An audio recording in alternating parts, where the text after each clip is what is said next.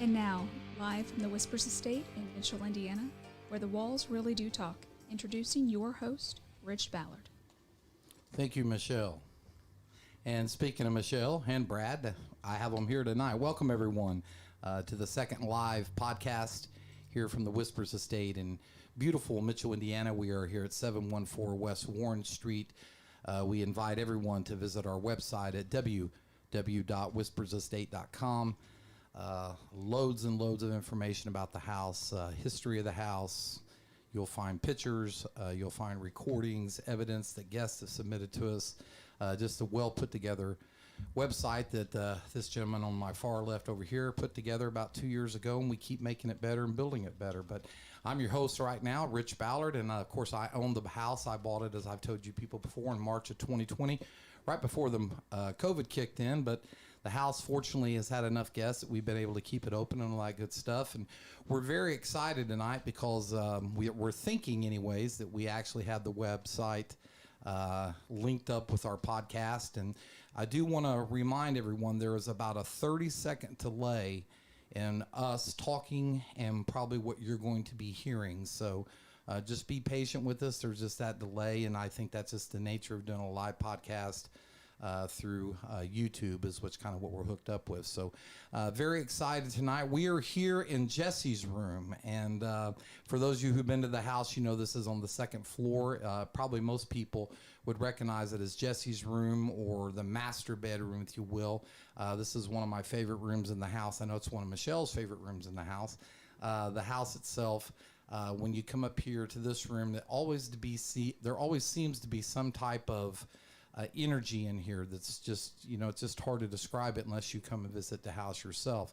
Right behind Michelle and Brad and myself over here is the closet, the infamous closet that will just sometimes just open up. And as a matter of fact, about 45 minutes ago when we're setting up our podcast equipment, it opened and none of us touched it. And for visitors, I show and, tell them that we can debunk that, it's vibration or anything. You can stomp and jump up and down the floor back here behind Michelle, and that closet door will not open. Actually, when it does open, if you're lucky enough to see it and you're paying attention, you'll actually see the doorknob itself turn.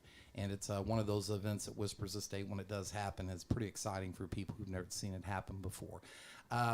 So we're here in Jesse's room, and it was only appropriate that when we got Michelle to come up to the house and do this podcast with us, that we would get here in Jesse's room. She's probably had some of the most notable experiences of anyone I've ever seen here at the Whispers Estate when it comes to Jesse's room, but we're going to get to that in a little bit. So I will introduce my guest tonight. To my far left is my good buddy Brad Martin. Brad and I used to teach together. We have about a 7-8 year friendship going on. He's one of my buddies. I probably couldn't run this house, the Whispers Estate, the way we run it right now without Brad's help. He does most of the technical work. He's been here to help me from the very beginning, and a great support for the house. He and I have brought dozens and dozens of high school students to the house to visit. Even though we don't teach in the same building anymore, we've remained pretty close. And once again, he's always willing to lend his helping hand to the Whispers Estate. He truly loves the house and loves what we're trying to do here. In the middle here is Brad's wife, Michelle Martin. Michelle, I think affectionately, or sometimes altruistically, refers to me as husband number 2. I don't even really know what that means, but I know I'm around so much. She probably goes, well, just another guy that's always around like my husband. But Michelle Martin here. Michelle has been coming to the house for several years. And as I said earlier, especially in this room, Michelle's had some pretty interesting experiences, which we'll give her a chance here in just a few to share maybe a couple of those with you. The house just seems to respond to Michelle's presence. Next door in Rachel's room, the beach balls haven't flown off the bed in my presence in several weeks, maybe over a month and a half. And Michelle gets here, she goes in there with the light off and lies down on the floor, and within 5 minutes, one of the beach balls gets knocked off the bed. So the house seems to know who Michelle is, and it always seems to respond. Not always in a positive way. It seems to be kind of sometimes it's a love-hate relationship with Michelle. Sometimes it's very minimalistic, and the events seem to be kind of playful.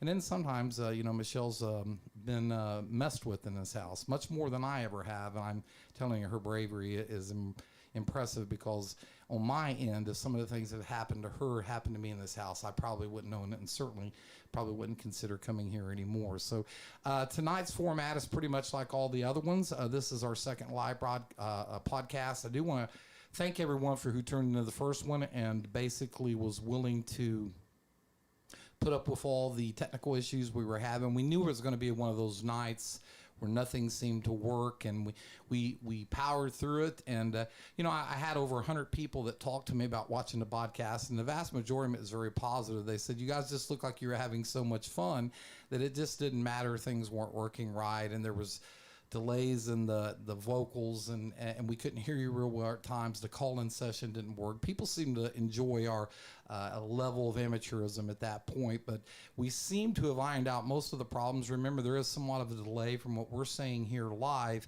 to what you're going to hear, and that same delay will be applicable during the last 10 or 15 minutes of the podcast, when we are going to open up the phone lines. They're going to put the phone number up, and hopefully have some people call in and ask my guests some questions, or you, of course, you can make your comments, and we'll talk about the phone rules here in just a little bit. So those of you who've tuned in before know that this is basically a format I just follow. I introduce the two guests, sometimes three guests. I ask them a series of questions. They just take turns answering them. It's usually pretty much the same questions every time, and it's just how we proceed here. We don't try to take the podcast out much longer, about 30, 40 minutes if possible. If it goes longer, it goes longer. If it doesn't go longer, it doesn't go longer. We just kind of, it's very organic in nature. And once again, with a live podcast especially, you are at the mercy of the elements, and especially in this house that seems to, when people visit, have, we just keep looking back behind us every time we hear a creak, seems to mess with electronic equipment. I mean, cameras, recorders, it just doesn't matter. The house, as many of these places do that are supposedly haunted, they seem to affect the overall energy in the house. So without any further ado, I'm just going to start right now. And what we'll do, I'll start all the way over on the left and let Brad answer first. And then Michelle say, Michelle, same question, okay? And you guys can go into as much detail as you'd like. And if you just want to be simple and short with the answers, I don't think there's no right or wrong process here with the way we do this. It just seems to be one of those things, like I said, it's very organic in nature. And at the end of the day, the whole purpose of the podcast is just to, you know, have some fun in the house. And, you know, for those of you who visit us before and you don't get to come to the house very often, give you an opportunity to, you know, revisit the house, albeit it's a podcast, but we are upstairs in the second floor in Jesse's room. So if you visited a house, you know exactly where we are. And for those of you who've never visited the house, it's just an opportunity for share some information about the house, some things you might be able to expect if you do decide to visit us. Once again, if you want to visit us, I'm just going to keep pitching it, www.whispersestate.com, okay? Pretty easy to visit the website. Click at the top of the page where it says reservations. It will take you right to our Eventbrite, and you just select a date that makes sense to you. Click on that date, enter your personal information, and just like that, you have reserved a night at the Whispers Estate. So, Mr. Brad Martin. Brad, I've wanted to have you on here for a while now. I got you here with me, buddy.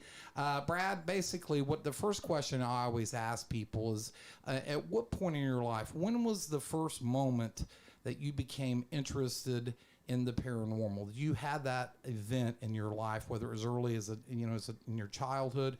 When did you first become interested in the paranormal, albeit an experience or just reading up on it? When did you first come into contact with the paranormal? Well, when I was growing up, there's no such thing as ghosts. I was always told that.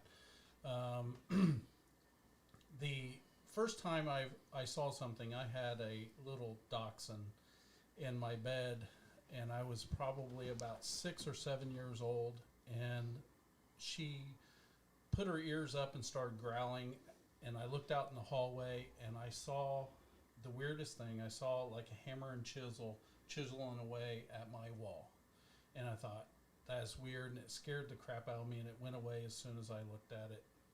And I told my mom about it, and she said, well, you were dreaming, you weren't awake, you just thought you were.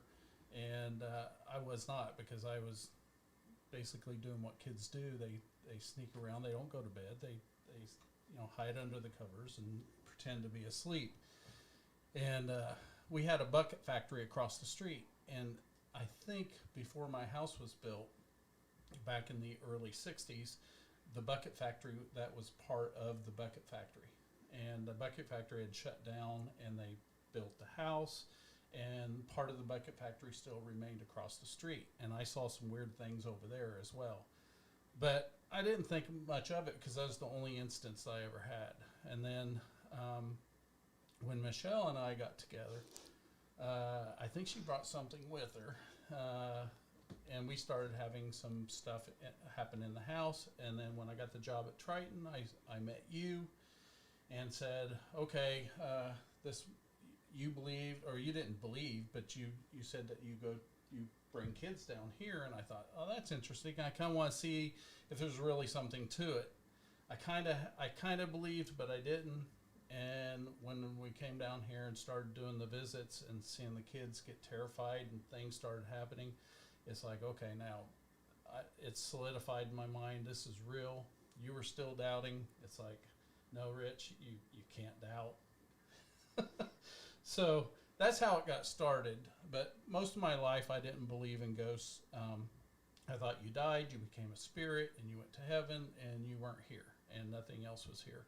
I kind of thought maybe anything that people were experiencing were some type of phenomenon, maybe parallel dimensions breaking down and we could see into it or something like that, which it still could be, but because they react to you, it makes me think otherwise. So that's my experience. Brad and I kind of became believers together.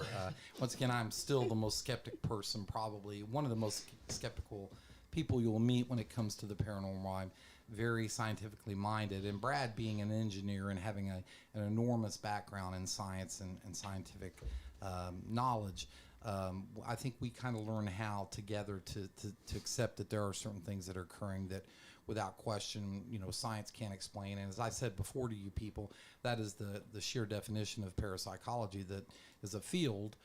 We recognize that there are phenomena that we can't explain via science. And that's what parapsychology is. It doesn't mean we don't continue to try to use the science and collect the empirical data. And I'm going to share some more of that with you later about some exciting things that's been happening in the house and what's going to happen at the house when it comes to having parapsychologists visit us, actual scientists who are conducting all types of very fascinating experiments here at the house. It's just a wonderful time to be involved with it all. Michelle, same question. When did you first experience or become interested in the paranormal? That's kind of a loaded question for me. Yeah, that is. Well, growing up, my family has a very large Native American background. My grandmother's mother was born on a Cherokee Indian reservation. She didn't even speak English, and growing up, we had little things happening around our house, and we were always told, "Oh, you don't talk about that. You just don't talk about it." And then a little later, my mother was Jehovah's Witness, so we really did not talk about that. And as a teenager, going through that rebellious stage, me and a group of friends decided we're going to go to Tunnelton. And anybody around from the Seymour area knows where Tunnelton is. Yep. And then we decided, it's all around Halloween. Nothing much happens at Tunnelton there, so we're gonna go a little bit farther and go to La Serena. And obviously at Halloween, we're pushing those boundaries there, and we started seeing lights flickering just all around La Serena, and of course, it scared about 20 teenagers half to death, and then so we flew out of there. But I had small things happen as a child. I would have whispering at night in my ear. I had very vivid nightmares, or at least what I was told was nightmares and night terrors as a child. And then, some of the things of whenever I was, one very vivid memory to me is I was lost in the woods mushroom hunting, and an old lady helped me to find my way back to my car. And I tell my mom this, and my mom's like, "What old lady? There's no one here." And that really solidified to me that there was something else out there. And so I never really stopped believing that. Then years later, and I mean, you kind of forget about that stuff as you grow up. But years later, moving in with Brad, his house, and I don't know what it is. He always says that I brought something with him, but I think it's him. I really do. In his house, I always felt like I was being watched in his house, and we couldn't pinpoint it. But I always felt like we live in a tri-level, so there's 2 points within the house. Whenever you're in the living room, you can either go upstairs or downstairs, and I always felt like there was something watching me from the bathroom or when as you're going downstairs. And that's just kind of intensified over the years until we started coming here. And now we've had some really crazy stuff happen. So Exactly. Yeah, I've been to Brad and Michelle's house many, many times. Never have been fortunate enough to see anything actually happen, but I hear them constantly. Even their children will tell me, yeah, the cabinet door opened, or we heard this. And once again, when you walk in the house, I always think, is this the moment I'm going to have something happen? So, hopefully I'll be able to experience it as well, because they do both.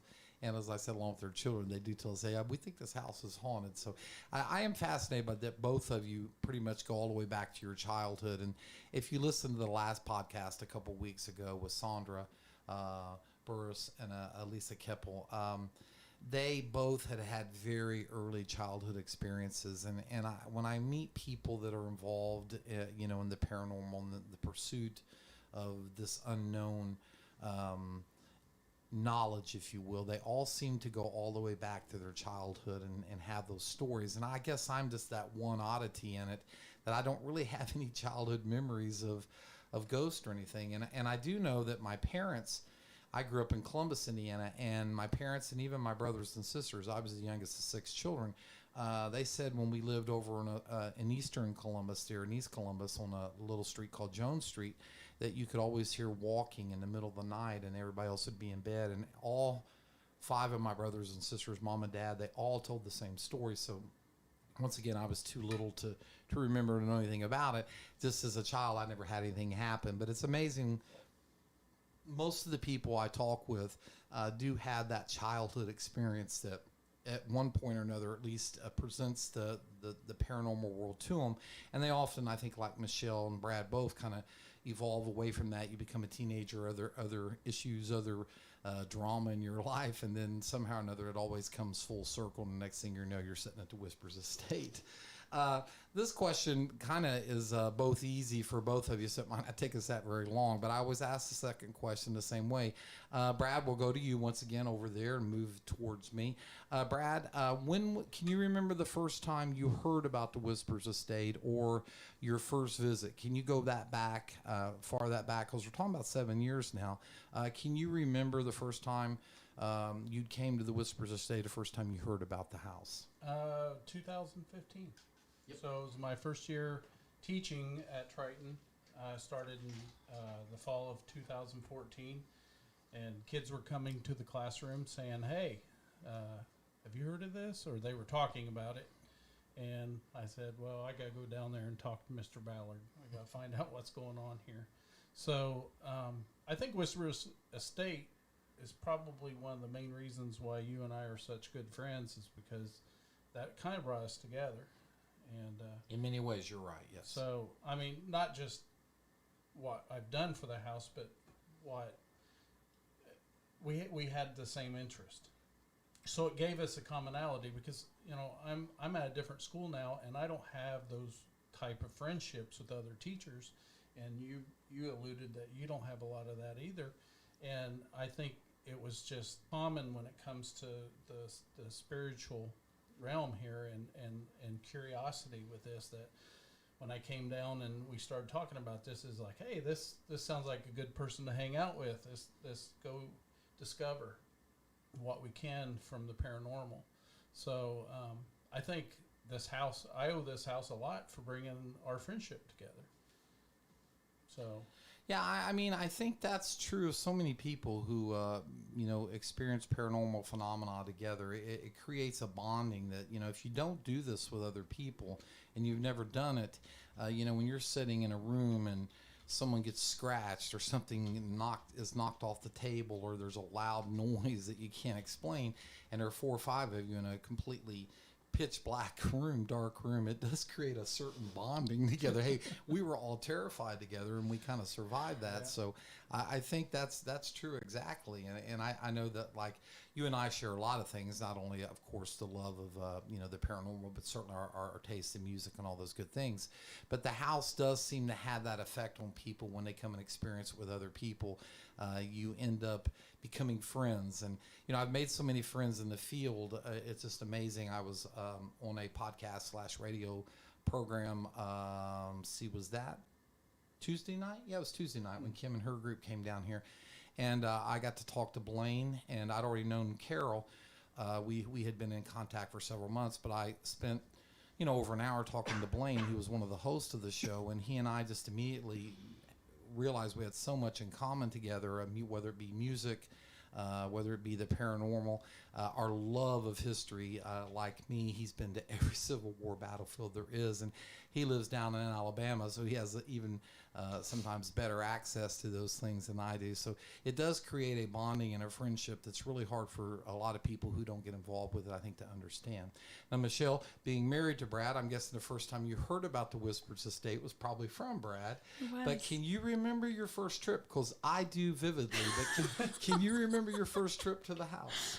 I do remember my first trip to the house. Can you share that with everybody? Yeah, so the big takeaway from that trip is we were in Rachel's room.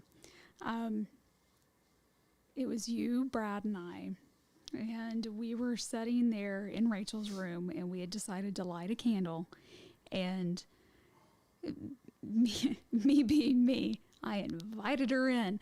Of course I did. And I just kind of patted my lap and I said, okay, let's blow out this candle together. And I felt this weight of a child, and it felt like my daughter had just sat on top of me. And we blew out the candle. And I will never forget that, because it was impactful. It was so impactful because there was no denying that something had just sat on me. And then later, after we had went home and that night was over, and I'm just still in awe, we were looking through pictures, and we have a picture of me, and it looks like there's a child standing right next to me in this picture, and it just looks like a shadow of a child standing right next to me. So I will never, ever forget that trip. I thought Brad was crazy whenever he told me that he wanted to come to this. And I was like, really? This sounds kind of kooky. I was like, I did not expect anything out of that trip whatsoever. And I really went just to kind of shut him up. And then that happened. And I've been hooked ever since. Yeah. Like I said earlier, Michelle, the house seems to respond to certain people. I know many people visit and they, claim to be empaths, and I'm in no position to question someone if they think they have psychic abilities or they're empaths. Who am I to question that? We have so many people that claim to be. Remember, I am kind of the skeptic, so you think you're an empath, that's fine. I'm not going to question it, but once again, the skeptic in me. But I could tell you, on a personal level, this lady sitting next to me, the house probably has responded to her presence more than anyone else I've been in the house with, maybe other than I'm maybe Shannon White. And if Shannon's watching, hello, Shannon. We hope to have you and Christy on a podcast pretty soon. But Shannon also, sometimes there are just certain people that come into this house, and I can't explain it. There's no way I can explain it. It just seems to, whatever is going on in this house, it seems to give it energy, and it starts interacting. And Michelle is just one of those people you can just almost count on it. As a matter of fact, we had a group here last night, a bunch of young people, 18 and 19-year-olds, and they left at 15 after 11. They were only here for about 2 hours. They got here kind of late, and one of them had gotten choked, and I guess she claimed to have been choked. Once again, the skeptic in me says, well, it could have been psychosomatic, maybe, and who knows? But once again, certain people the house has that effect on. But I can tell you with a complete assurity that Michelle, when she comes in this house, it always just seems to whatever's in here, it seems to respond to her presence. It's always awesome to get her in here. And I know it's hard, being a working woman, a wife, a mother. She's got a lot of responsibilities, but when I can get her into the house, I try to take full advantage of it every time I can. So my next question, Brad, on the very first podcast I did a year ago, I shared with everyone some of the places I'd been. And in your case, you went to some of those places with me, but would you like to share just some of the places you've been to other than the Whispers Estate? Because we don't play the game here that, this is the place you have to come. I mean, I'm next week going down to Alabama to a jail to meet with Blaine and Carol, and going to go down there. They're doing a study on binaural beats, very, very fascinating scientific study, and going to hit another place on the way down there in Tennessee. So I love to go to different places and travel and experience it. So just because I am the current, I would say caretaker, I hate to call myself the owner, the current caretaker of the Whispers Estate, I encourage people who have an interest in this to go to as many places as you can if this is something you truly want to do. It does get expensive, but it becomes a calling for many of us and a passion. And once you start doing it, I think both these two people agree, you get kind of hooked on it. So, Brad, can you think of a couple places you've been? I think we've been most of these places together, but, once again, if you want to share with everyone some of the places you've been, and particularly maybe some of the places that you remember pretty well. Well, I usually don't go to too many places because of the cost, and it's just one of the things that I've learned over the years is when the spirits get used to you and they get to know you, then they tend to want to interact with you. And when you go to someplace new, it's kind of like you scare them, and they don't want to come out and play, or if that's the word you want to use. And I just don't like to go to a lot of places because of that. But I do love the history and architecture. I love architecture, like the Waverly. When we went down there, I was not a lot happened, but I was more fascinated with the structure. I was looking at it, trying to imagine what it was like during the pandemic that they had, and the people who were in these beds and out in the, they had fresh air and they were rolled out of these rooms, and it was just neat to look at.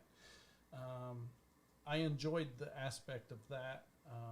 And then Rich, you didn't make it very far that day. No, we didn't. The oddest thing, I've been to Waverly a bunch of times, and the group we were with wanted the tour, which, if you've been there several times, the tour is kind of boring at that point, and I kind of wandered away on the 5th floor and ended up walking in room 502 by myself. And one of the supposed things that can happen, particularly to men in room 502 there at Waverly, is you can get violently sick and violently ill. And that's exactly what happened to me. I don't even know. I walked in there, walked out about 3 or 4 minutes later, and within 30 minutes I felt like I had 105 temperature, could barely hold my head up. My son walked me down to the 1st floor, and they have the welcoming center there, and I laid on a couch, and Michelle come down there to check on me, and I think I was running a fever, and didn't you have a pillow or something you went and got for me out of your car? I mean, I woke up at home. I don't remember anything, and that was just one of the most bizarre things, because, you both know me. When I do this, I don't get touched. I don't hear things. I don't feel things. The joke with me, of course, and I've said it probably on several other podcasts, is, Casper, the friendly ghost, could sit on my lap. I probably wouldn't even know it. That's how dense I am when it comes to this stuff. I see it affect other people, but it just doesn't do me. So I guess that probably sticks out in your mind at Waverly more than anything else, don't it? Yeah. Well, it's funny because the further away we got from Whispers, the better you felt, or Waverly. I'm sorry, yeah. Waverly. The better you felt, so something was hanging on to you. That was a crazy night. I don't even know. It got off to a bad start when they had bug spray, and I sprayed it. Some of it hit me in the eye, and by the time it was like as hot as it is out right now, too. We had it was in July, and we picked the hottest weekend or the weeknight of the year to go to the Waverly Sanitarium. It's probably 110 degrees in that place. And maybe it was the heat. I remember the skeptic in me wants to explain it scientifically. Okay, there has to be an explanation that doesn't involve the paranormal, but boy, that was just the most unpleasant experience I've ever had when it comes to going to other places. And thank you for reminding me of that. Okay, I appreciate it. Well, that was the only place that I've ever gotten cold chills. Garvin and I were walking right next to each other, and we both went through this it was like a zone, and we both got cold chills at the same time. It was interesting. That was funny to see too, because they both kind of looked up at me and looked back, and I shined a light on them, and they were both covered in cold chills, just covered in them, and it was the funniest thing ever. And with the way Waverly is built, because it's built kind of like a bat, so you feel that breeze come in all the time, and there was no wind at all whenever they were both covered in cold chills. There was no wind at that point. Yeah, that place was miserably hot that night, but it's an old dilapidated building that doesn't have air conditioning. I mean, it cost a fortune to have electricity in that entire building. If you haven't been to Waverly, we highly recommend you try to at some point visit. Michelle, on your end, do you have a particular place? I know you've went to several places with me and Brad and I should say. Do you have any place that sticks out in mind that you visited? I've been to quite a few places that I love going to, but don't sleep on the old cemeteries. Those are, not only are they free, but do the grave rubbings. Look at the history of those kind of things and listen, because things happen at the old cemeteries. That reminds me of what we did at Step Cemetery. Ooh, yeah, that was great. Yeah. Get out your ghost box and do those kind of investigations at those places, because those are a lot of people just kind of forget about those people, and those are some of the best times that you can have. And most of the time those are free. Those are free experiences, and I love the history in a lot of those places as well. I'm a history buff. The Monroe House was great. I had a great time with my girls going there, and I was able to leave Brad with the kids, so that was great. The history at Waverly. I'm a huge history buff, so I love that. You went to Ashmore Estates with us, didn't you? I did not. Did I? Yeah. Yeah, I did go. I did go. Illinois, yeah. I did go to Ashmore. I forgot about that. I did go. That was funny because Brad got poked there. He thought it was me coming up talking to him, and it wasn't. He got poked there. That was a good place too. I did like Ashmore, but really my favorite is Whispers. It really is, and I'm not just plugging Whispers. I think it's because so much happens to me here. But I love the old cemeteries, the ones that are in the back of the old churches or the family grave sites. Those are typically my favorite places to visit. Yeah, and I do have quite a bit of visitors to the house that tell me about there's all types of cemeteries all over the Midwest and the South that people do go to. And like you said, many of them, obviously you can just go to them. There's no charge. Sometimes they'll chase you off after a certain hour, right? Like yeah. Step Cemetery. Ask permission before you just go in. Go find a careraker. And especially if it's a church, go ask the pastor, please. Don't be disrespectful. But 9 times out of 10, especially if you ask the caretaker about the history of the place, you're going to find a lot of good information, and they'll let you go in. So I only have one more question. I have a series of 4 questions, and once again, this is probably my favorite question, and I certainly can't wait to hear both Michelle and Brad's response from this. So Brad, we'll go back to you for this one. Sandra, I learned this term for her a few years ago. She calls it, and we don't use profanity on the Whispers Estate podcast. This is a family-friendly enterprise on our end. Sandra gave me this term, so I always like to use this, and it's just the one slight vulgarity we'll use on here. Sandra calls it that "oh shit" moment, where something happens, you're going, oh, what could that have possibly been? So Brad, I know you have several, but once again, can you think of the one that if someone just asked you like I am right now, and for everyone that's listening and going to listen in the future on this podcast recorded, can you think of that one moment that you're going like, oh my goodness, this is just almost too much. I'm not sure how much more of this I can take. Well, there has been a lot of them, but hands down is the time I was in the servants' quarters. Right down this hallway. On the pew, and something came out from behind the pew and put its hand on me. Put its hand on my head, and it wasn't an oh shit moment. It was another word that we're not going to use on this podcast. Okay. The old F moment. Yes, and I have a recording of that. So, but it would not remove its hand. The whole time I'm sitting here talking, oh my God, oh my God, oh my God, it was still there. It was just like right here on my head. And it felt like a child's hand. So I knew it wasn't Shannon, who was sitting next to me down the pew. She was too far away anyways. But it felt like a child's hand, and it didn't feel cold or anything. I guess my hair was insulating that. But it did feel like a human hand. And it was just, I almost lost it.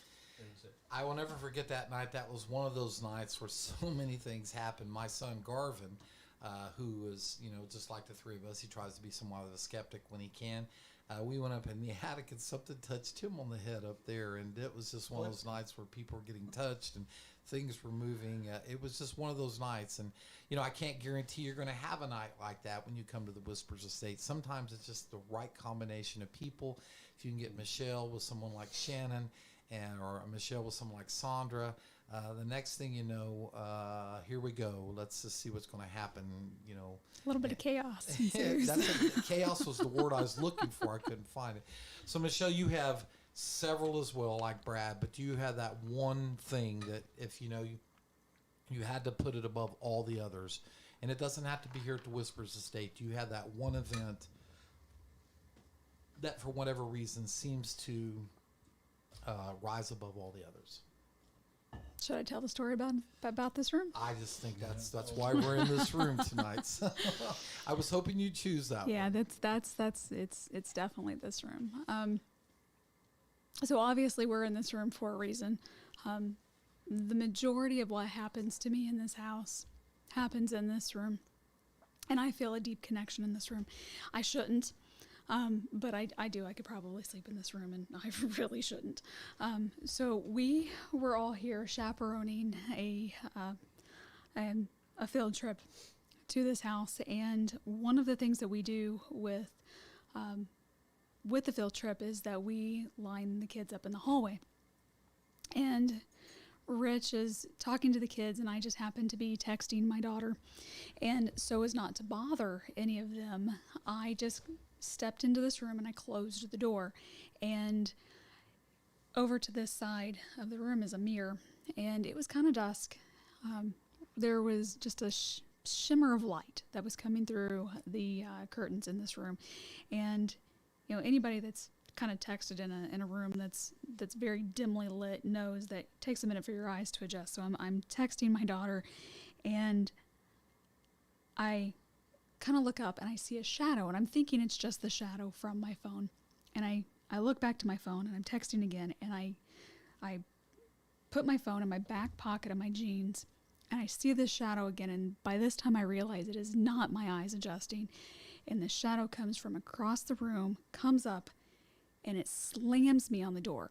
Well, I had no idea at that time Rich was on the outside of the room, and he did the shave and the haircut. It pushes me up against the door, lifts me up off of my feet, and knocks me to the door.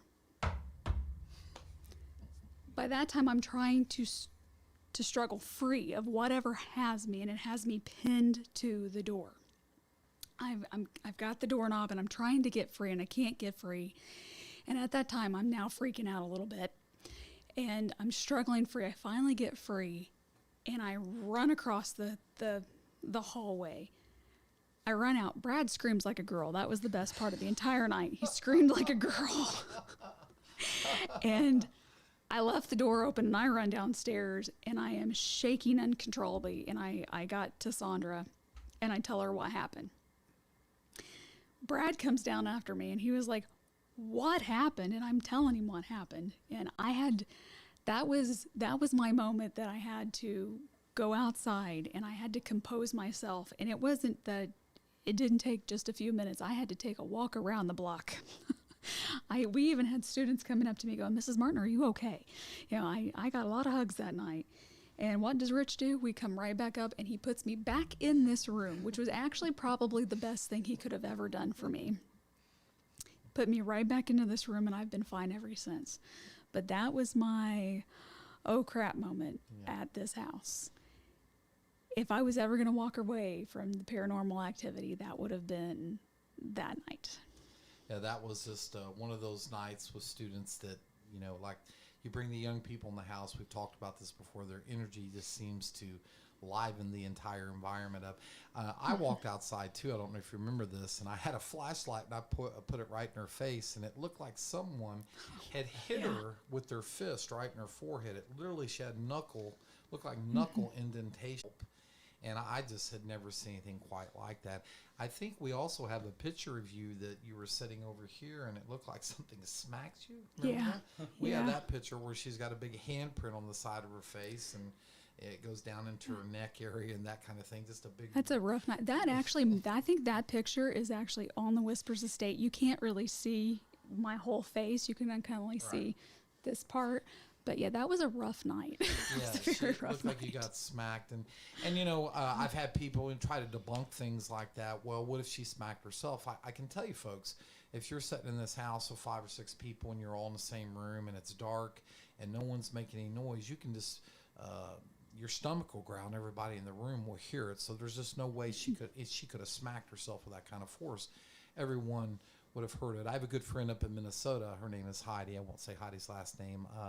Just an amazing investigator, a very strong empath. She just a great person to have visit your house. And we were in this room during the tour, and everybody had flashlights on, and she got smacked. It was just the strangest thing. And the girl standing next to her actually felt something at the same time, but didn't get smacked. Heidi actually got smacked. Standing in the room here. So, you know, once again, we're not trying to convince you these things are occurring. I don't even try to bother, personally, trying to tell people what I've experienced, whether it be at the Whispers Estate, whether it be at the Conjuring House, wherever I've been as an investigator. I don't even bother telling people because, your cynics are going to be cynics. They just don't believe. And, your healthy skeptics are the people that you can tell about it, and they're going to be skeptical, and that's okay. It's good they're skeptical. If this is something that you have an interest in, I recommend you get yourself out there. You don't have to visit an attraction like the Whispers Estate, like Michelle suggested. Just find a local graveyard and take a flashlight, take a vocal recorder, get your little recorder at Walmart for $20 and go there and see if you can get any voices that shouldn't be on there. There's all kinds of ways you can just get started. Being an investigator, there's really no training I've ever seen that really supersedes any other type of training other than just sheer experience. And at the end of the day, you got to kind of have a passion for it. Most people who I know who do this do have that passion, and it becomes very expensive. And next thing you know, you spent thousands and thousands of dollars, but you've had experiences that there's just no way to elaborate on it. That's why I don't do it too much. I always ask the people on the podcast, tell me that oh shit moment, and everyone seems to have one, so it's awesome. Here in just a little bit, we're going to open up the phone lines. We've tried this before on the first podcast. It failed miserably. I'll take full blame for that. We're going to try it again, so I'm going to read the phone number. If you have a pencil or pen, you might want to write it down. I think Brad's going to put it on the chat. We have that live chat going right now with the live podcast. And remember, there is a delay, so when you do call in, there's going to be about a 30-second delay. There's nothing we can do about that. I think we can get you where you will be heard on the actual podcast itself. When it does ring in, we should be able to hear your voice. I only have a couple rules, but first of all, let me share the number. It is area code 765, okay? 765 343 9131. 765 343 9131. And those of you who remember the old hee-haw, showing you how old I am, raised by a bunch of Kentuckians, Junior Samples in his BR 549, he'd hold the sign up. I told Sandra and Alicia downstairs that we're just doing the old hee-haw method. BR 549 765 343 9131. You probably can't even see it on the camera. It's probably written. I didn't have a marker downstairs. I had to do it with a ink pen. So if you want to call in right now, you can call in. Hopefully we'll get it to work. We tested it before we started the podcast. it worked. There was a slight delay, but if you can get past the delay of things, let's see if we can get some people to call in.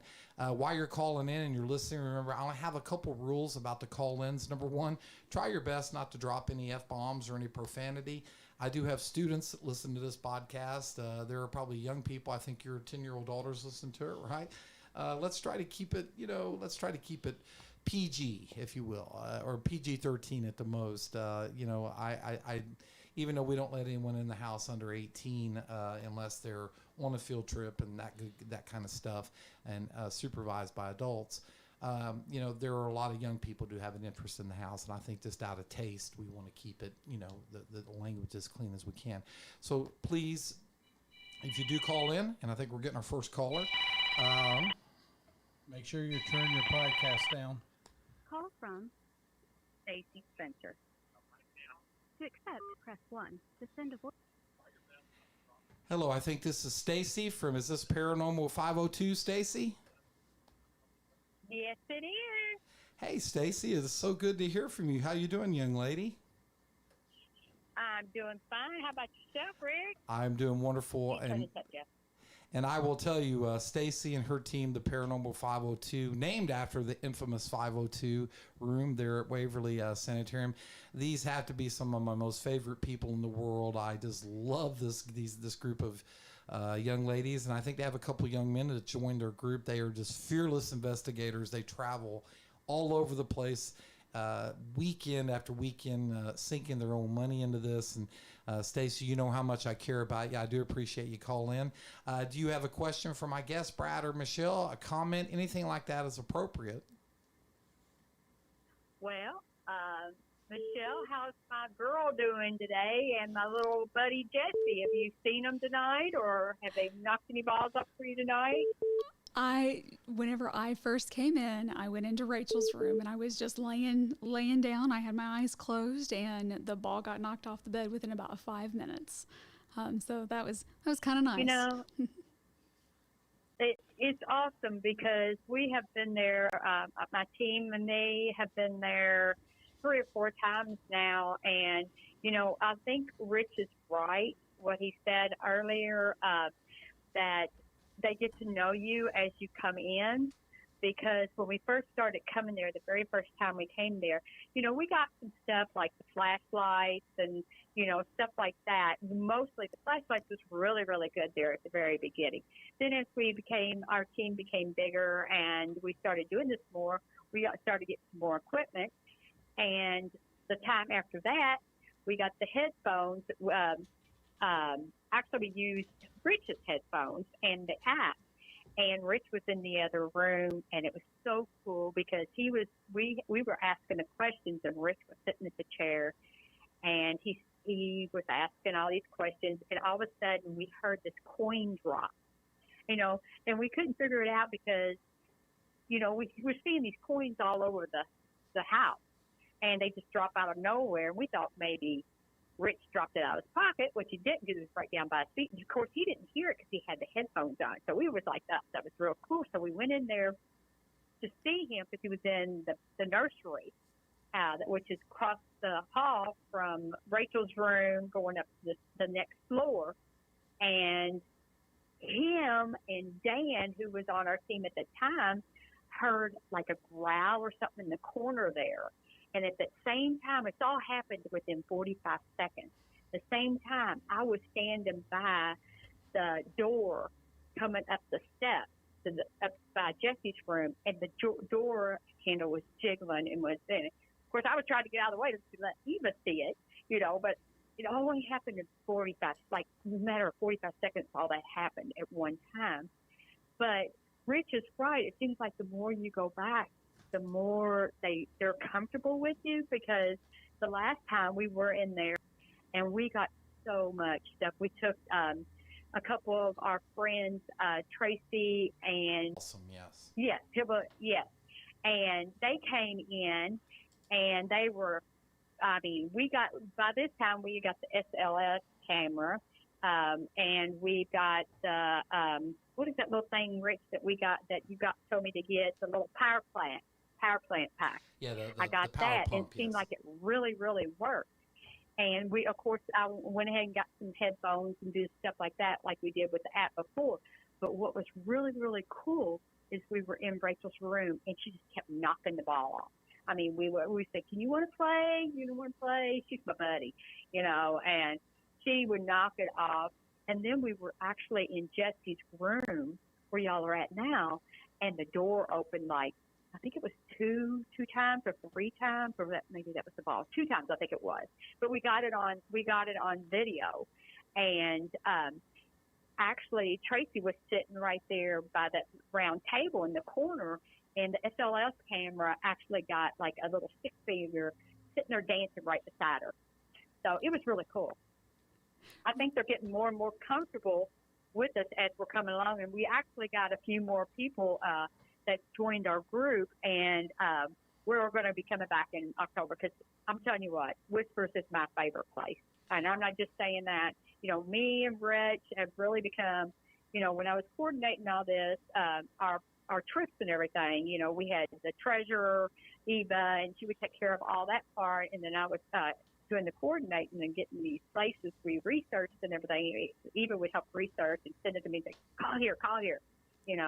So when we first started doing it, Richmond and I kind of connected. I don't know what it was, didn't we, Rich? Oh, And we've yeah. been friends ever since. We kind of keep in touch, and we're going to be coming back in the fall sometime and bring these new members, because we're getting more and more every time we come in. Yeah, that is awesome. And Ava, hello, how you doing, young lady? I hope you're listening. Stacy's partner in crime, just 2 amazing ladies from the Louisville, Kentucky area, just great investigators who are doing it for all the right reasons. They have a tremendous amount of knowledge and expertise. They are very good at what they do. When you just know with certain groups, when you spend time with them, these people are motivated, and there won't be any nonsense here. And Stacy, didn't you add to your group a very powerful empath? She wasn't able to make the last trip in April, but didn't you say you had an empath now that was already having dreams about the house and all that good stuff? I'm sorry, I can't hear you. You're going out. Okay, my apologies. Didn't you say you had a very powerful young lady who joined your group that's somewhat of an empath that really has, she didn't get to visit in April, but is she going to try to make the visit in October? I'm not sure. She wanted to do more regular houses, like people's houses. She's more she can actually see. Her name was Rochelle, and she can actually see dead people, and which is kind of really, and was kind of cool. But I think she has gone further to where she was wanting just to do houses, not like Whispers and Waverly and and the Axe House and stuff like that. She just wants to do people's individual homes, and I think she's going now into, spending more time with her family. So I'm not sure. I mean, I can always ask her.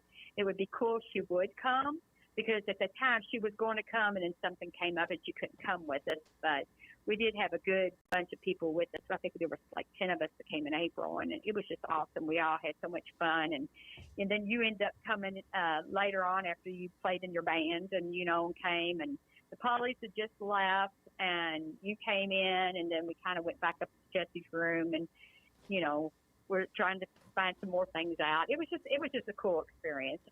It always is there. That's, I've been to several places. I've gotten some things, and Rich, I'm a big skeptic. I'm like you. Yes. I try to say, that could be this, could be that. But when we went to one time the Ross Opera House, and they were telling us the guy that was a caretaker or whatever there, he was telling us about this person coming down the aisle, at the Opera House. And so I'm looking at it the whole time thinking, okay, and videoing it and everything. And they're up there on the stage trying to get some communication up there. And I get on video this big orb. It comes straight at me and all the way, and I got it on camera, and it just disappears right before my face. It was so cool. but the most I've gotten is at the Whispers House. I've been to Waverly. We've been to the Jailers Inn. The Jailers Inn in Bardstown, we got quite a bit. And then the Talbot Tavern. We've been to quite a few. We're getting ready, and on Saturday night we're going to back to one of our restaurants here in Louisville, and we get quite a bit there that come back in. And then on the 25th of this month, we're going to go to, it's called the Old Church. It's in Indiana. They're part of the Blackford County Jail. We're going to go to that in July, and then the Rhodes House in July too. We got quite a few coming up. That is that is so awesome, and I'm hoping I will be able to go somewhere with you people other than Whispers Estate.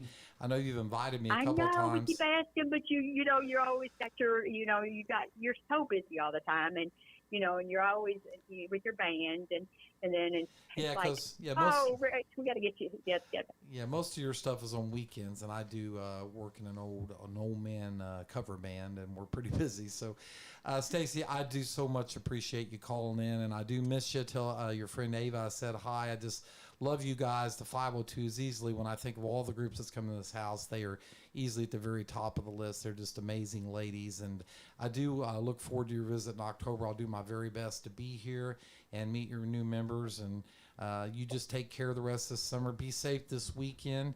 Anytime you got evidence you want to share with me, you can text it to me, email it to me. I'm always willing and wanting to see evidence that you girls collect. You guys do such a great job, and I just do appreciate you so much. I really appreciate you calling in tonight. Well, we love you, Rich. We think a lot about you. We tell everybody about your place because it's so awesome, and we will be back sometime in the fall with our new. We tell them about you in our meetings all the time. So and they're really excited, especially since we caught all that on the last trip in April, and we just can't wait to come back. Okay, Stacey, you've been safe, and enjoy the rest of your summer. Text me anytime. I'm pretty quick to answer your texts, and you be safe out there, okay? Okay, and you get with us sometime. We'll all go somewhere together. Awesome. Thank you. Okay. Goodbye. Okay, Stacy, easily one of my favorite visitors. Her and Ava are just, as I said, they're just amazing ladies. They're so much fun. Once again, the number, folks, we got time for at least, I don't know, couple more calls. It's just awesome to have some people call in that we know. So once again, the number is 765. The old hee-haw method is 343 9131 765 343 9131. Folks, if you do call and it's busy, or if the call waiting, I had to kind of turn you off, please by all means don't hesitate to call back. We got another call here. Call from Shadow Picks Young Men.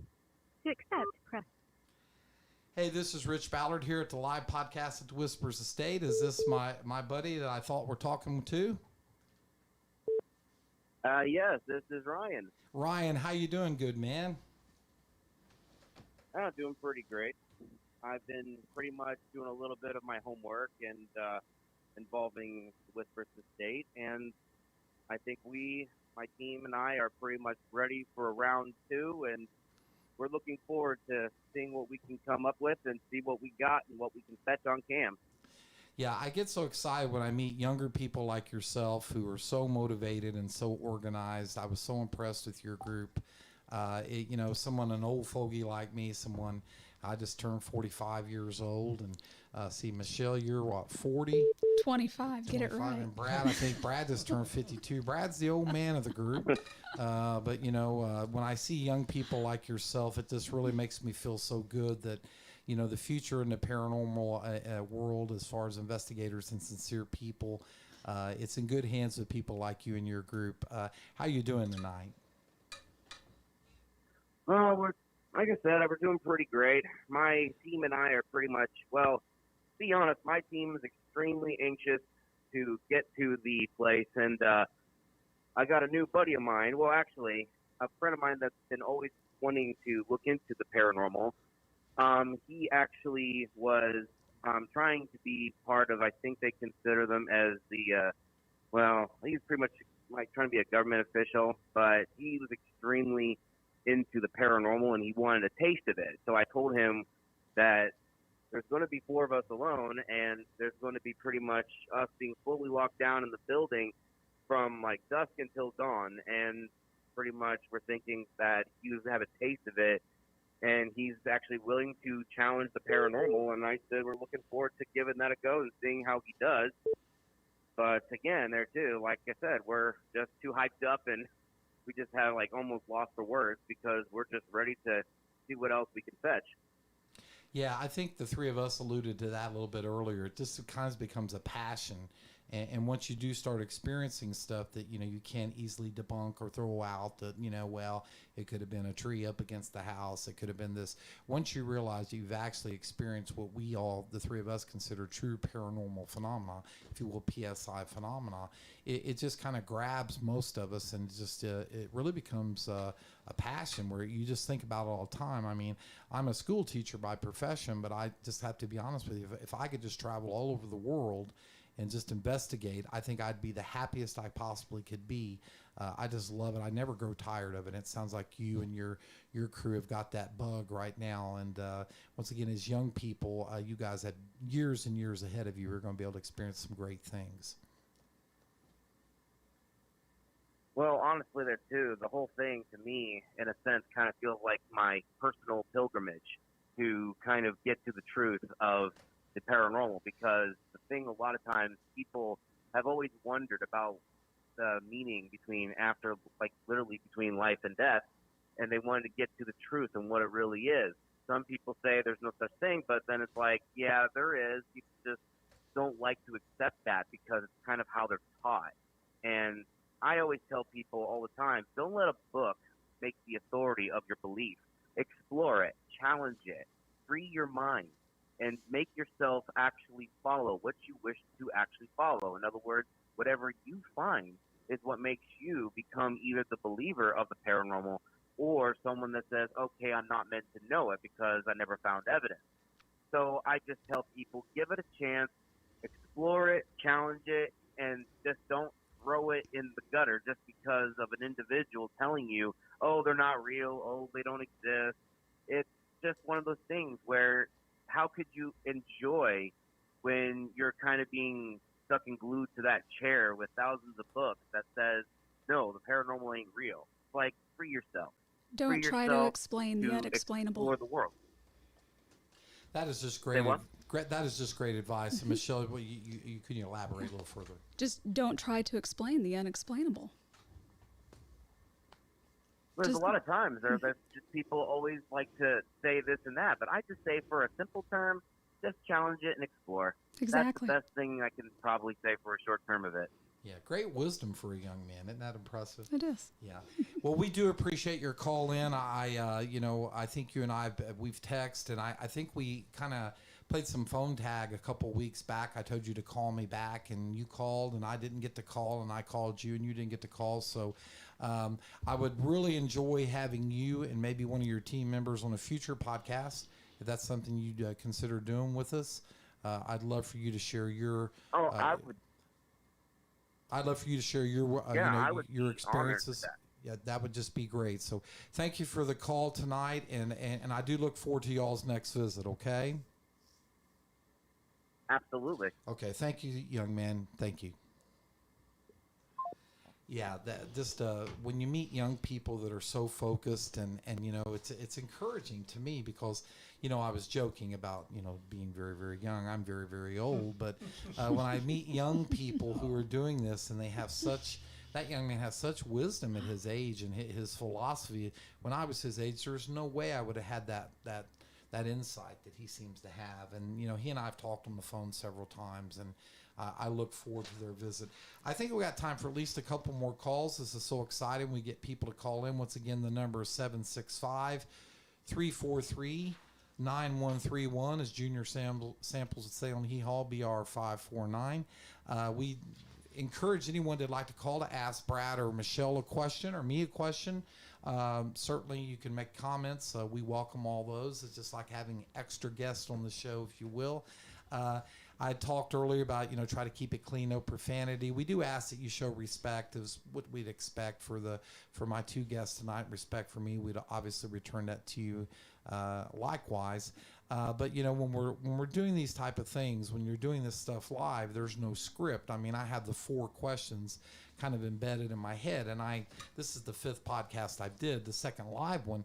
And even with the recorded podcast, I didn't go back and edit. We just go for it. And, if there's mistakes, there's mistakes. So once again, when people call in, it's very exciting for me because, we got people out there listening to the podcast. And once again, when they call in, we don't know what they're going to ask us. I mean, the 2 people it's called so far I know pretty well, particularly the 502 Paranormal, Stacy and her crew, just a great group of people. So if you're wanting to call right now, I think we have about, 7 or 8 minutes left here before we're going to kind of wrap things up. Once again, the number is 765-343-9131. And I do want to remind everyone to visit our website that Mr. Brad Martin kind of created from scratch. Just go to www.whispersestate.com. You can hear previous podcasts in our podcast section. All types of information, history on the house that's been handed down to us. We've tried our best to verify most of that with historians. There are all types of guest evidence that's been presented to us from other people. We have audio, things that's been recorded, disembodied voices, EVPs. The website just keeps growing. And once again, if you want to come visit the house, if you've never been here, all you have to do is click at the top of the page if you're on your laptop or your computer, and you'll see reservations, and it just takes you right to the Eventbrite program, and you look at the calendar of available dates. You see a date that makes sense to you, just click on it, and it will ask you for your personal information.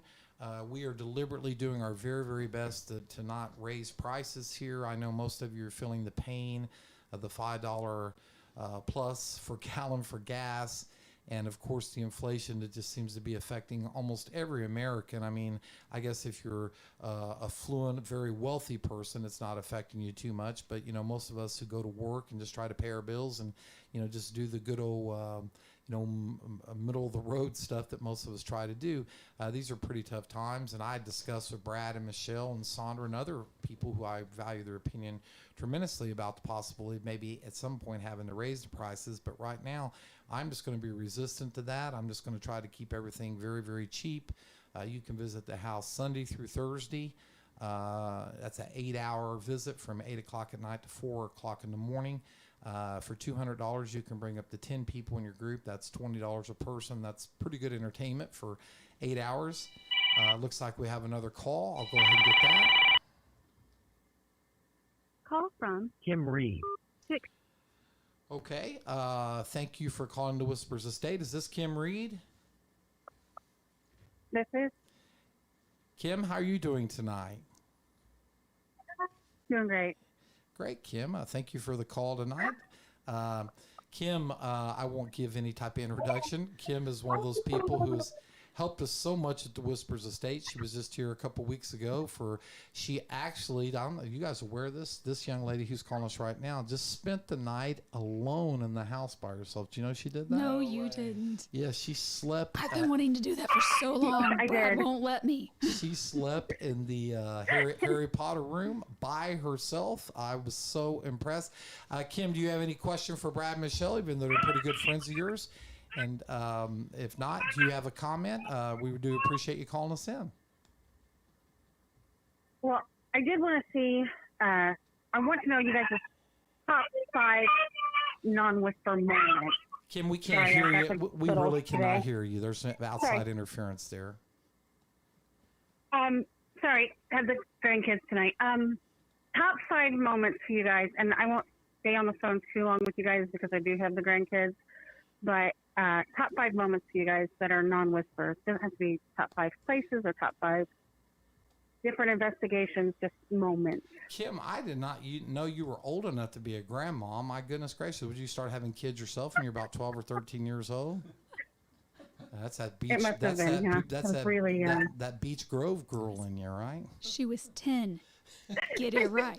She's thrown a tough question at you guys. Do you have top 5? You said top 5 moments. Just Just anywhere, Whispers Estate, anywhere. Is that what you're saying? The top 5 moments? Top Yeah, five. top I think, can we go top 3? I think I'm not sure I can pull top 5. Okay, top 3. Okay, top 3. You're being very ambitious. I mean, remember, you're younger than the people on this podcast right now, so. Yeah, I don't yeah. know. I think Top 3 moments or top 3 places? Top 3 moments. Top three Investigating moments. moments, Yeah. not like top 3 places, just top 3 moments, like moments that you've had where you thought you like Well, you've where it made already, you question. Yeah, you've already shared. Both of you already shared one where something touched you on the pew. Well, you I got mean, my attacked in top, Jesse's room. my top 2. So, like Jesse's room is my top 1. The very first time I was here with Rachel setting on me would be my second, and then I think my third would be. It was right after Brad's first time coming to Whispers with you, and he learned about the mag lights. And his grandmother had just passed away, and so we're in our house. And this is probably Brad's number 1, but I'm going to steal it from him. So we're in our house, and his grandmother had just passed away, and he'd set up a mag light on our dresser, and he was really just talking to me and teaching me how it worked. And we started getting answers, and we probably got 45 minutes of video. I have half an hour of video that I know that I've saved, but we probably got 45 minutes worth of answers out of just asking questions on the mag light. So that's probably my top 3. All very good. Brad, you shared number 1. Can Number you, 1, the hand. Number 2 is probably the flashlight. with the grandmother. Okay. Right. So can you think of a number 3? Because you're like me, you got dozens of them. I've got a lot. Probably when we had the kids out in the hallway and something ran down through the whole I crowd forgot all about that. and slammed into the door. That I was at the end of the hallway and I felt it brush against me when it ran, and all the kids did too because they were screaming. It started at the beginning of where the kids were, and as it progressed through the hallway, everybody would scream in concession, and then I felt it go across me, and then it slammed into this door. Remember the knocker? hit That the was just a door? crazy night. That was. It was nice. On my end, I that's almost impossible for me. Something that sticks out for me probably more than anything else is when Brad, I don't think, Michelle, you were with us that night when my son and I were with, I believe it was Shannon in the closet, and there was a little girl's voice that my son heard, no one else heard. And we got it, Brad captured on his recorder. And then we came out of the closet, and then I went back in the closet, 2 other people. And then everyone heard the second time. It was a little girl's voice. Clearly it said, it's me. And everybody ran out of the closet. Everybody ran, and I broke my golden rule. I didn't have my flashlight. So as chairs were knocked down and everyone took off downstairs, I'm on the 2nd floor in pitch darkness, struggling around after hearing a little girl's voice in that closet. So when I think of the times I've been actually terrified, that was probably it. Number 2 was I was just at the house. It's been about 2 months ago. I was here by myself and doing a walkthrough, filming it, posting it on Facebook. Many of our followers love to see just, video of the house. And I was up here on the 2nd floor and, looked in this room, nothing going on, looked in Jesse's room, walked down to the bathroom, Mr. H's bathroom, and something slammed Jesse's door with Rachel's room's door with such power, force, that the entire 2nd floor shook. And that video is posted on our website, I believe, isn't it? Yes. And it most is. people get Yeah. such a laugh out of it because I sound like Curly and the Three Stooges, the whoa, whoa, whoa, that kind of thing. Number 3 is really hard for me.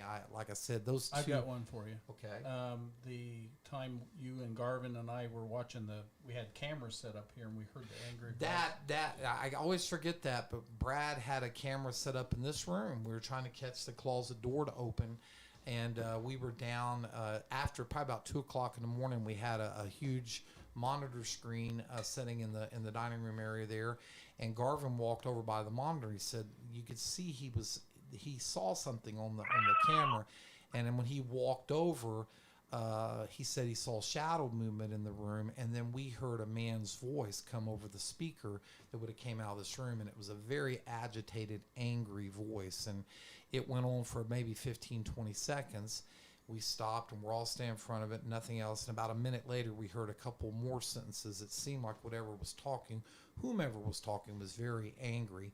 And for some bizarre reason, we didn't catch it on your camera's recorder. Just to this day, it is one of the worst losses we've had, because we had irrefutable evidence there was something up here in that room, and it was not very happy that night. So does that help, Kim?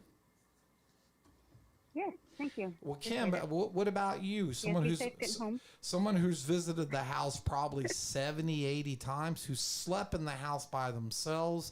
You know, you fall into an elite group of Sandra Burris, Gwen, probably Van. There's probably only a handful of people over the last 20 years that have spent the night in this house by themselves. For someone who can add that to their list of accomplishments, because I just got to be honest with you folks, I couldn't do it. I want to do it. Michelle I wants want to to do do it. Brad won't even stay in a house with other people with him. So, but on my sleep. I will not go to sleep. But on my end, I don't think I can do it by myself. So, Kim, do you have a top three? Can you share a top three here before we wrap this podcast up? Because I think we're about out of time here. Sure. I don't probably ever went to Whispers. It was just you and I, and I got an uneasy feeling the moment I walked into the house. I didn't want to go upstairs. I didn't want to go into the servants' quarters for too long. It was a couple minutes is all I could handle. I didn't want to go into the attic. Definitely could not go into the basement. But when I had gone to the restroom, and as I was coming out of the restroom, and that bang. Yeah, we were in Big Black's It sounded room. like somebody just ran. Right. It just sounded like somebody ran into a wall, and it shook. And I was like, what was that? And you're like, I don't know. That isn't all I said. So that was one of them, because that was my... That isn't all I said. I said, I don't know. And what was the second part of that?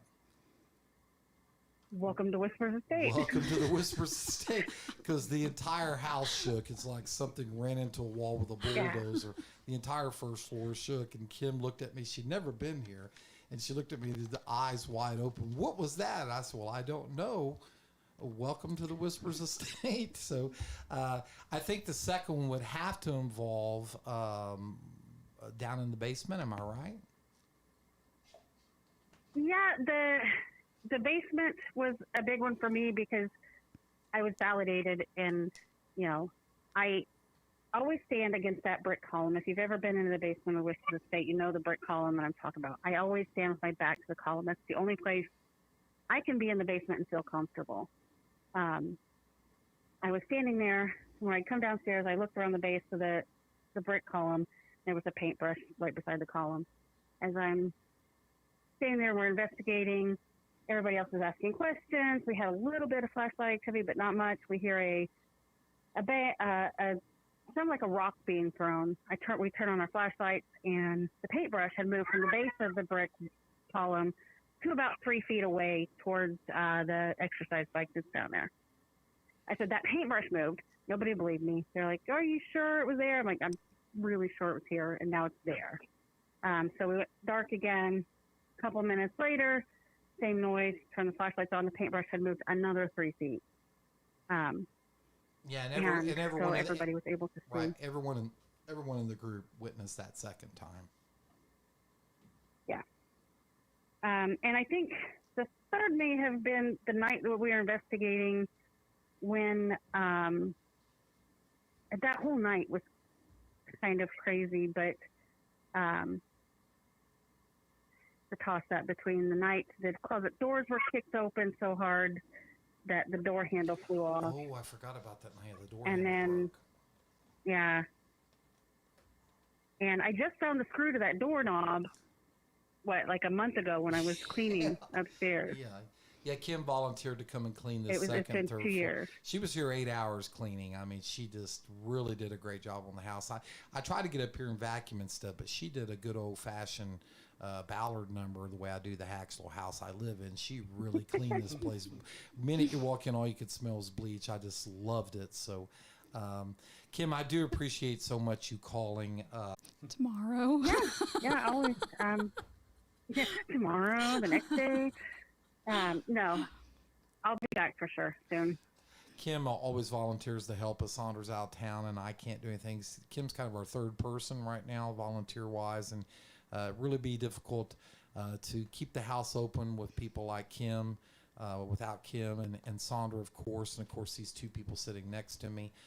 Once again, you got to have friends, you got to have support, you got to have people that you care about, that they sincerely care about the house. So, thank you so much, young lady, for calling in. And I hope that car of yours eventually gets fixed. I told you to buy a Honda. You didn't listen to me, but once again, that's just live and The car's learn. out front, so we're all ready to go. When you're as young as you are, just listen to the wisdom of the old man, and eventually you will understand that almost everything I tell you is true. Okay. Yes, it's take it to the bank for sure.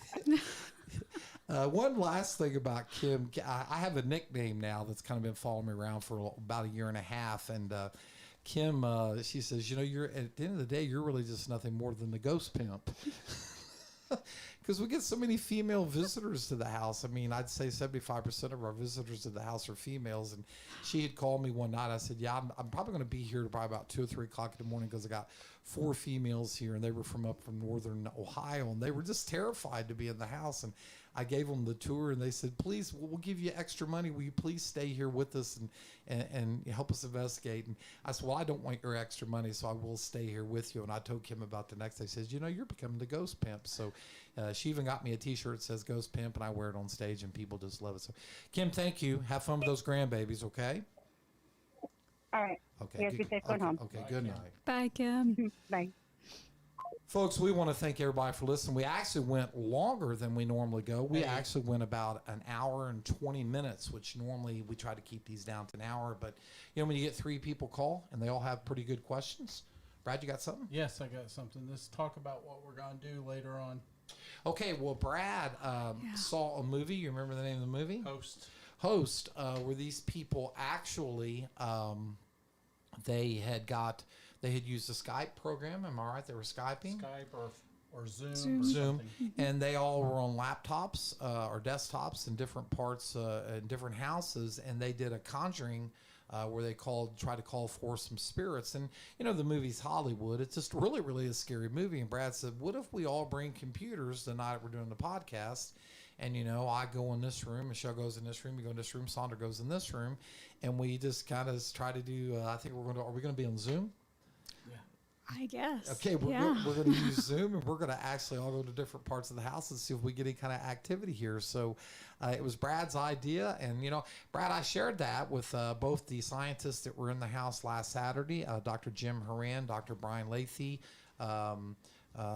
Damien Horan, just some really great people who came up from Texas, who are doing some very, very important studies on paranormal activity and EMF energy. If you know who Dr. Jim Horan is, easily the most published parapsychologist in the world. And I had him here at the house along with Dr. Lathy, and they were both here, just amazing men and so committed to bringing science into it. Carol Malone, who I alluded to earlier, and Blaine, her partner, down in Alabama. Carol's over in South Carolina, who I'm going down to Alabama, to the jail down there, to get him take part in their experiment with the binaural beats.